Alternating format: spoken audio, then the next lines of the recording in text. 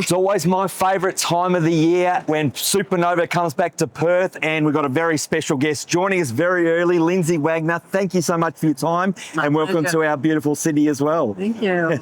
So you're ready to obviously meet a lot of fans during this weekend as well? Absolutely. Yeah. I hope so. And come all this way to just have this conversation. Exactly. Well, anything wrong with that? I was hoping anyway. So again, I've been a long time fan. I watched the show as a kid. Again, when did you realise when you were actually doing the Bionic Woman years ago, when it was going to have such an impact on all generations?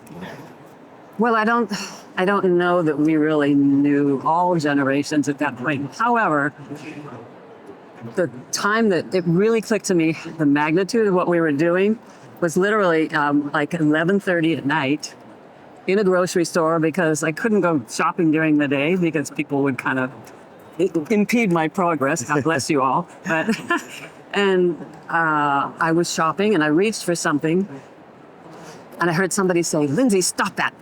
And my name was very uncommon, especially in the U.S. It was a little more in Western Europe, but in the U.S. it just didn't exist. And I turned and thought, what am I doing?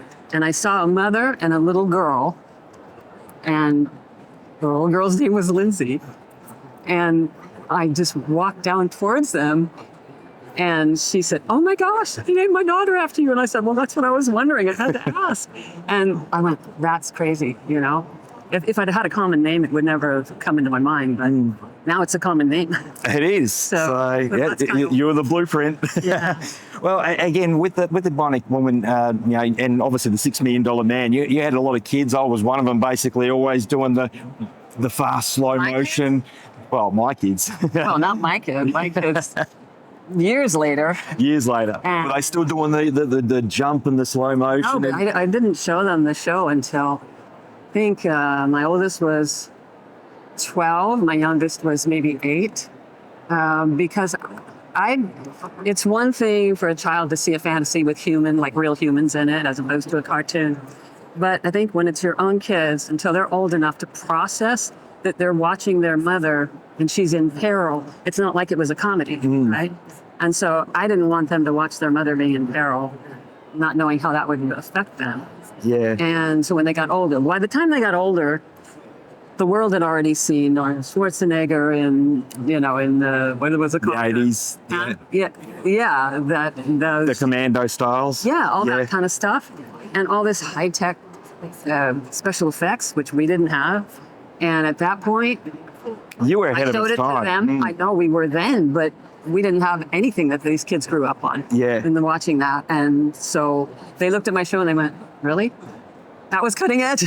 I was like, yeah. You must have been overwhelmed though, because your character originally wasn't supposed to make it, and then obviously the fans just went, they fell in love with you, and then we got to bring her back, and then obviously the series came afterwards, and it just all took off from there. You must have been overwhelmed with the reaction you received from all the fans. It was just amazing. I mean, it was incredible just watching that and feeling ever grateful to all of you and you and all of you who grew up on this, who just loved it and kept saying more and more and more, because we made my career together. I didn't make it by myself. You know what I'm saying? Well, you're also well known for, obviously, in the later generations for Warehouse 13 and other shows like that. But tell us, there's much more to you than just the Bionic Woman and the TV shows. You've done so much outside of that, motivational speaker, author. Tell us about, obviously, that experience outside of the show.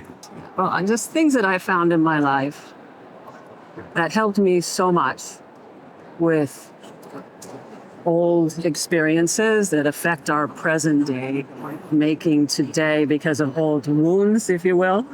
Growing up, we've all got them one way or another, some of us a lot more than others.